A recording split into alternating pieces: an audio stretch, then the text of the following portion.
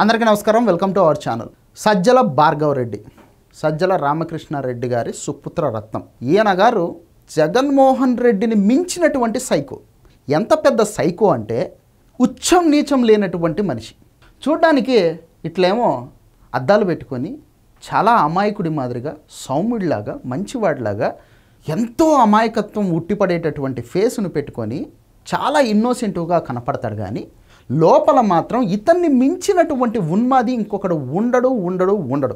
జగన్మోహన్ రెడ్డికి ఏమంట అధికారం చేతిలోకి వచ్చిందో, ఈ సజ్జల రామకృష్ణారెడ్డి ఒకవైపు ఎమ్మెల్యేలను, మంత్రులను, గ్రామస్థాయి లీడర్లను, వార్డు స్థాయి లీడర్లను, నియోజకవర్గ స్థాయి లీడర్లను, అలాగే ఎంప్లాయీస్ని ప్రతి ఒక్కరిని కూడా గ్రిప్లో పెట్టుకొని ఈ తెలుగుదేశం పార్టీ నాయకుల మీద, తెలుగుదేశం పార్టీ చేస్తున్నటువంటి కార్యక్రమాల మీద వాళ్ళ స్థాయిని కూడా మరిపింపజేసి వాళ్ళతో నీచంగా మాట్లాడించేవాడు. ఉదాహరణకు కొడాలి నానిని చూసాం, వల్లంనేని వంశీని చూసాం, ద్వారంపూడి చంద్రశేఖర్ని చూసాం, అలాగే ఈ పేర్ని నాని చూస్తున్నాం, ఇప్పటికీ చూస్తూనే ఉన్నాము. అంబటి రాంబాబు కావచ్చు, లేదంటే కనుక రోజారెడ్డి కావచ్చు, లేదంటే విడుదల రజనీ కావచ్చు, ఇట్లా చెప్పుకుంటూ పోతే చాంతాడంత లిస్ట్ ఉంది. ఈ సజ్జల రామకృష్ణారెడ్డి బూతులు ఒక స్క్రిప్ట్గా రాసి దాన్ని వాళ్లకు వాట్సాప్లో పంపిస్తే వాళ్ళు దాన్ని చూసి తూచా తప్పకుండా మాట్లాడతారు. వీడు రాస్తే రాశాడు కావచ్చు, వాళ్లకు బుద్ధి లేదా అని మీరు అడుగుతారేమో.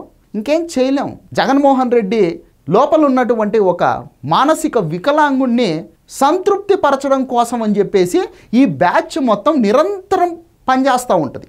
వాళ్ళని ఆ విధంగా ప్రోత్సహించేది జగన్మోహన్ రెడ్డి, సజ్జల రామకృష్ణారెడ్డి. వీళ్ళిద్దరూ ఒక ఎత్తు అయితే, జగన్మోహన్ రెడ్డిని ఇంకాస్త ఎక్కువగా సాటిస్ఫై చేద్దామని చెప్పేసి అహర్నిశలు పోరాడినటువంటి వ్యక్తి ఈ సజ్జల భార్గవ రెడ్డి.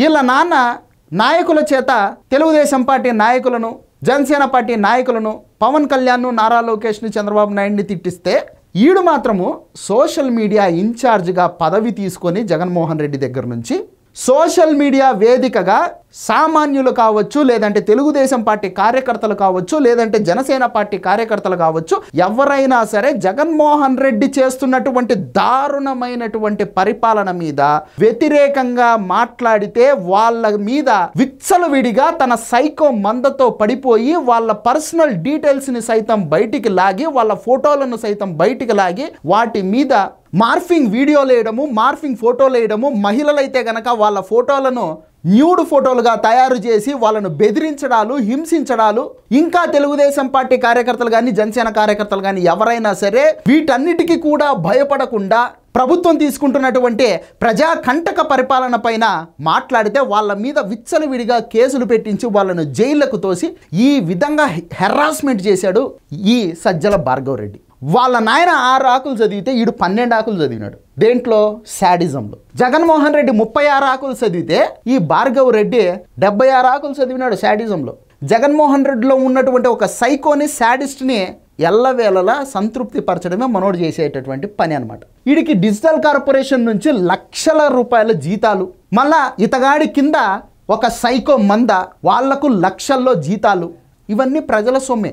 ప్రజల సొమ్ముని అప్పనంగా దోసుకుంటూ ప్రజల మీద దాడులు చేయడానికి ఒక సైకో మందని ఏర్పాటు చేసుకొని 5 సంవత్సరాల పాటు టార్చర్లు మొదలుపెట్టాడు. ఇక ఎలక్షన్ మూమెంట్లో మీకు గుర్తుంటుంది, గీతాంజలి అనేటటువంటి యువతి సమ్ రీజన్స్ వల్ల ఆ అమ్మాయి ఆత్మహత్య చేసుకొని చనిపోయింది. రైల్వే డిపార్ట్మెంట్ వాళ్ళు వాళ్ళ పరిధిలో జరిగినటువంటి ఇష్యూ కాబట్టి వాళ్ళు దాని మీద ఎంక్వైరీ చేసి ఇది యాక్సిడెంటల్గా జరిగిందే తప్ప ఇందులో ఏ కుట్ర లేదు అని వాళ్ళు నిర్ధారిస్తే దాన్ని స్టేట్ గవర్నమెంట్కు మార్పించుకొని ఇది తెలుగుదేశం పార్టీ వాళ్ళు ట్రోల్ చేయడం వల్లే ఈ అమ్మాయి సూసైడ్ చేసుకొని చనిపోయింది అని చెప్పేసి ఆ అమ్మాయి శవాన్ని ముందర పెట్టుకొని రాజకీయం చేసేటటువంటి నీచమైనటువంటి గుణం వీడిది. వీడు చేసినటువంటి యాక్టింగ్ మనం అందరం చూసాం. ఆ అమ్మాయి విషయంలో ఏ విధంగా వీళ్ళు డ్రామాను రక్తి కట్టించడానికి తెగ ప్రయత్నం చేశారో కూడా మనందరం చూసాం. కానీ ప్రజలు పిచ్చివాళ్ళు కాదు కాబట్టి, వీళ్ళ సైకోల్తనాన్ని ప్రజలు బాగా గమనించారు కాబట్టి 5 సంవత్సరాల పాటు వీళ్ళ చేతికి అధికారాన్ని ఇవ్వాల. ఇప్పుడు చేసిన పాపాలకు ఫలితాన్ని అందుకునే అవకాశం మన భార్గవ రెడ్డికి వచ్చిందనమాట.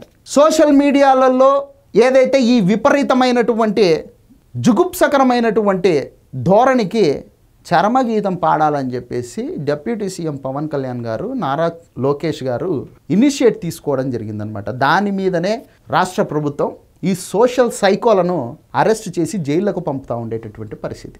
ఇక తానే అన్నీ అయ్యి మొత్తం ఈ సోషల్ సైకోలందరికీ ఒక నాయకుడిగా నిలబడి ఆ సైకోల చేత దాడులు చేపిస్తూ ఉన్నటువంటి సజ్జల రామకృష్ణారెడ్డి కొడుకు భార్గవ్ రెడ్డిని నిన్న మంగళగిరి పట్టణ పోలీసులు ఎంక్వైరీకి పిలవడం జరిగింది.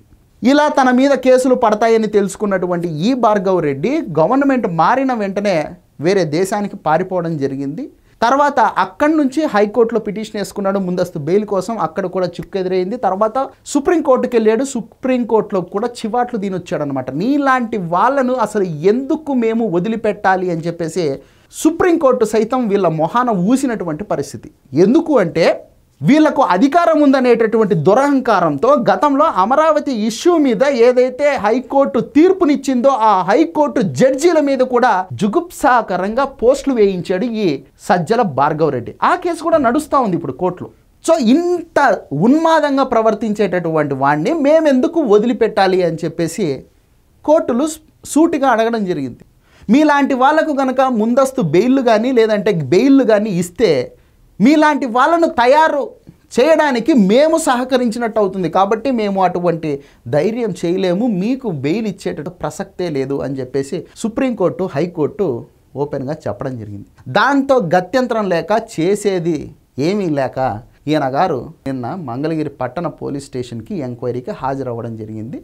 దాంట్లో ఈయన గారు పలికినటువంటి పలుకులు ఏంటి అంటే, పోలీసులు ఎంక్వైరీ చేస్తుంటే నాకేం తెలీదు, నేను అమాయకుడిని, సౌమ్యుడిని, మంచివాడిని, చూడండి నేను ఎంత ఇన్నోసెంట్ మనిషినో, నా ఫేస్లో అమాయకత్వం మీకు కనిపించట్లేదా అని చెప్పేసి సొల్లుపురానని చెప్పి ఫైనల్గా ఏంటి అంటే గతంలో జగన్మోహన్ రెడ్డి గారు ఒక దిక్కుమాలిన వ్యవస్థను తీసుకొచ్చారు. అదే వాలంటరీ సిస్టమ్ అనమాట.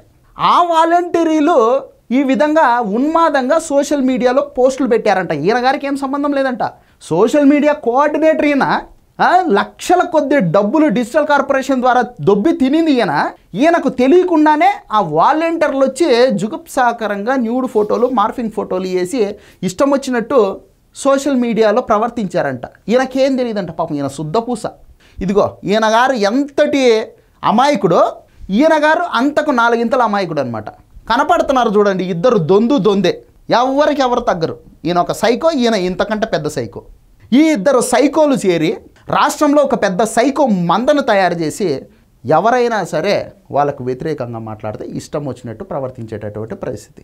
ఈరోజు వీళ్ళు వాళ్ళకు ఉన్నటువంటి డబ్బుని చూసుకొని బలుపు అనుకొని వాపు అనుకొని ఇష్టం వచ్చినట్టు ప్రవర్తిస్తూ చట్టం నుంచి వాళ్ళు తప్పించుకునేటటువంటి ప్రయత్నం చేస్తూ ఉన్నారనమాట.